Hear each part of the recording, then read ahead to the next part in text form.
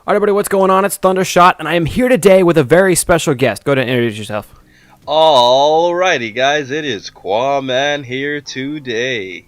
And what are we talking about today, Mr. Quaman? Well, I have not done a Xenoverse topic on my channel directly, and I felt that we should discuss specifically as to whether or not Dragon Ball Xenoverse will live up to the hype or not in a couple of weeks as the game is coming around.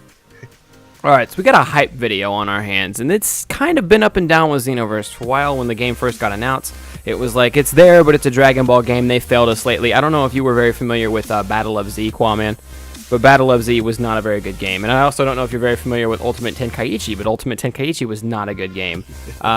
So we hear Dragon Ball Z game's coming out, and we're like, oh, okay, it's a Dragon Ball Z game. Let's hope this one's good. And the more we found out about it, the more we found out what was going to be in it. Create a character gets revealed. The timeline changing gets revealed. There's going to be a new boss. Come to find out there's a couple new characters getting introduced. And all this stuff, and the hype builds up and up and up. And then after that, when they started actually revealing more and more things, the full character roster, it's good, it's solid, but for a while we thought it was going to be awful, so that dies down a little bit. Non-destructible environments, that hurts it a little bit. I mean, certain other things, it kind of dies down a little bit. But what kind of hype do you think we have left for Xenoverse? How pumped are you for it right now? Well, the one thing that I was talking to Dino the other day about off the air was, I think that the story mode really intrigues me. And the reason why I say this, Thundershot, is because we've played a lot of Dragon Ball Z games in our lives, and one thing is that essentially every game kind of just retells the same story of Dragon Ball Z, and obviously people who are big fans, would be critical of a game if, they don't do something that directly happened, or like they do it differently, or like showing a fight that never happened. But what I find interesting about Xenoverse is that they kind of like said, scrap this, let's go in a completely new direction, and let's just completely create our own storyline of Dragon Ball Z, which completely saves them from all of that pure story criticism that a lot of Dragon Ball Z games have. And I think that because of this unique story, especially a guy who is a lot into time travel and all that, I think this storyline is really something that can impact the game too, in addition to what you were telling me the other day about the ability to custom make your characters and all the different options and stuff, and the balances that they have in the system. So I think that's one thing that I'm really looking forward to. And you do not think that will disappoint you, right? You think the story mode will live up to your expectation? Definitely, because from what I've been hearing from you guys and how well you guys have been reporting it, I'm very stoked for the story mode specifically. Yeah, now the one thing about the story mode that kind of gets me a little bit is that it is going to be one linear storyline, which you can't fault a game for having a linear storyline. Some of us prefer the open world or maybe pick your own destiny style, but you can't fault a game for having a linear storyline. So on one sense, you're going to play through the game one time and you're going to know the story mode, and from what I've gathered, it's going to be the same way every single time you play through it, no matter what kind of character you choose. On the other hand, there are 5 different races in there. You can pick a different character. There's male and female on some of them, and you can do your attributes completely different. Maybe this time I want to see if I can be the most defensive person in the world. So I'm going to pick a Namekian, and every stat I have is going to be in defense, so that I won't do damage, but they'll never be able to hurt me. Or next time you want to be a straight key character and try to kill them as fast as possible.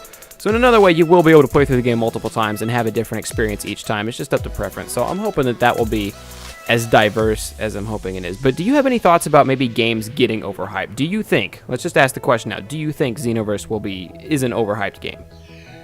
Well, to some degree, because we haven't seen a Dragon Ball Z game like this, I think that gives it natural hype that a lot of other Dragon Ball Z games don't. I mean, Thundershot, I'm sure you agree with me, about a year and a half ago, however long it was, where Ultimate Tenkaichi was coming around, that was a very overhyped game, and it never lived up to its expectations. I played it a little bit, and I just didn't like the autopilot system, where I basically like press 2 buttons and I do like a bunch of combos. I felt like I wasn't even fighting.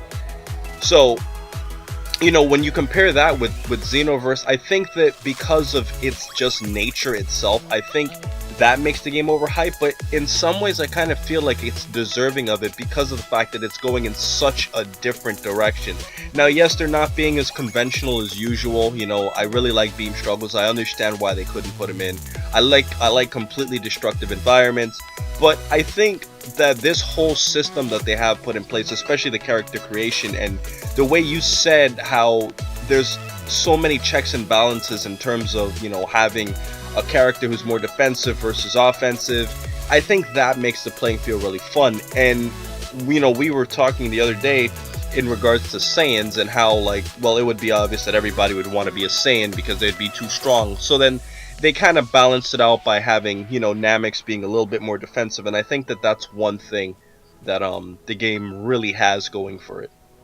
Yeah, and just to clear it up there, I'm sure people have typed angry comments already. Ultimate Tenkaichi was the last one to have character customization, and it came out in 2011. Battle of Z was the one that came out about a year ago.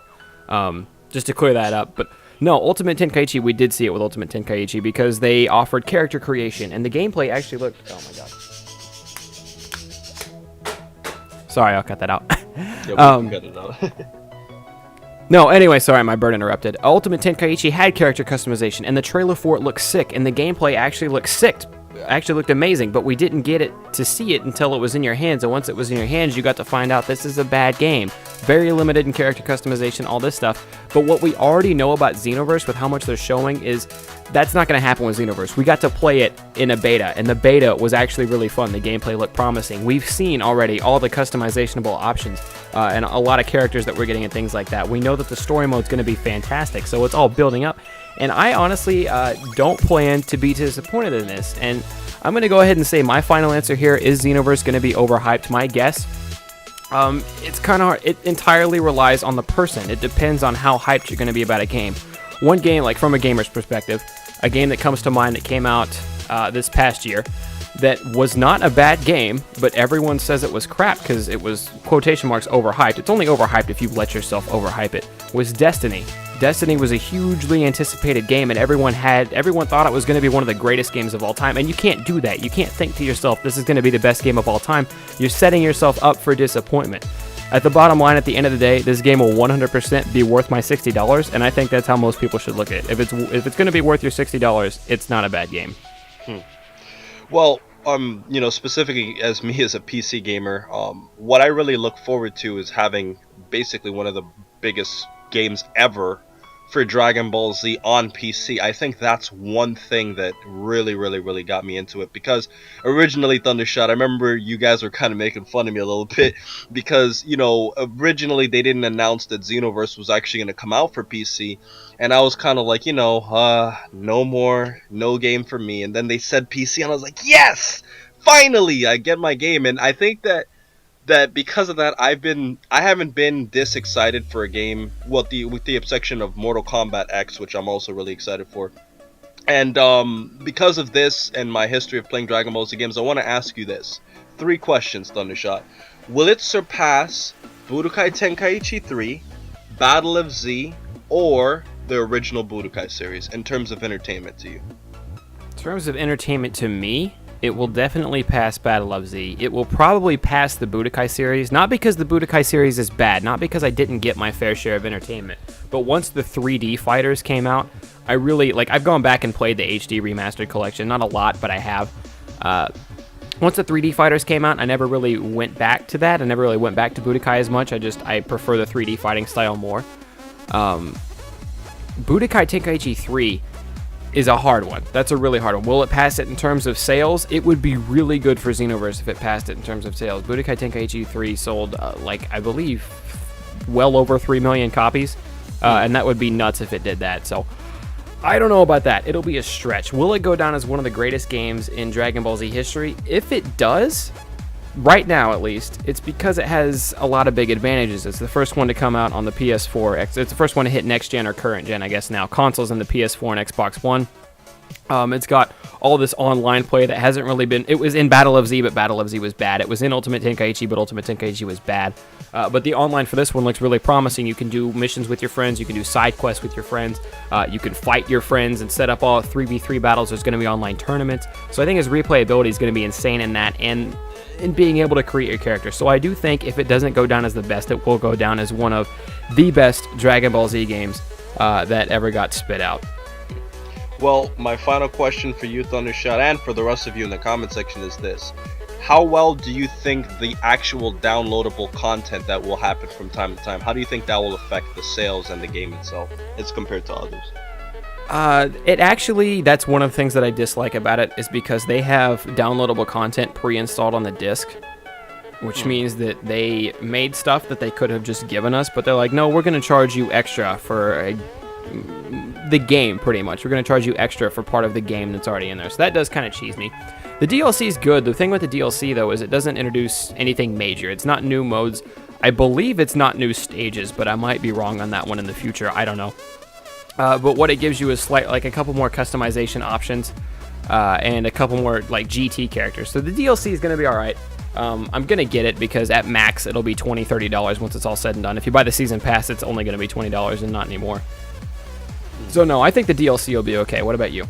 Well, because of the fact that we've never really seen a game that really had this much downloadable content, and I think even though people really aren't big fans of GT, the fact that, you can play with Super Saiyan 4s and ultimately put an end to the God versus Super Saiyan 4 discussion based off of Xenoverse, I think that's one thing that's really going to separate this game, because if they ever decide to create new characters and add them to the game, this makes this game almost like a permanent Dragon Ball Z game, kind of like how Budokai Tenkaichi 3 was, where that was basically the game to play for 3 to 4 years until Raging Blast came around. So I think that this game, in my honest opinion, Thundershot, just to close it up, I think this is going to probably be the biggest Dragon Ball Z game since Budokai Tenkaichi 3. Alright, and there you have it. And I'm going to reiterate my point one more time because I think it's important. The hype is as big as you say it is. I think that's my ultimate conclusion on this. It's that you get to decide if it's overhyped or not. If you go in thinking it's going to be, again, the greatest game of all time, you might be disappointed. You're setting yourself up for that. If you go into Xenoverse and this should be worth my $60 at least, probably a little bit more, I think I'm going to be extremely pleased with the game and how it performs, but that's me. But anyways, let me know what you guys think in the comment section down below. Let us know what you guys think in the comment section down below. Do you think Xenoverse is going to be overhyped? Are you hyped as crap? What are you going to do if the game doesn't live up to your expectations exactly? And do you have anything you want to say before we go? No, I pretty much have it all, but there is one last thing that I have to say, though. Get ready for the Quaman outro for those of you guys who have never had the pleasure of hearing it. Please remember to rate, comment, and subscribe. And remember, as I always say, as a guest or as a host in every single video, to have a great day, guys. Quaman's Lance channel's link is in the description. Check it out, and peace.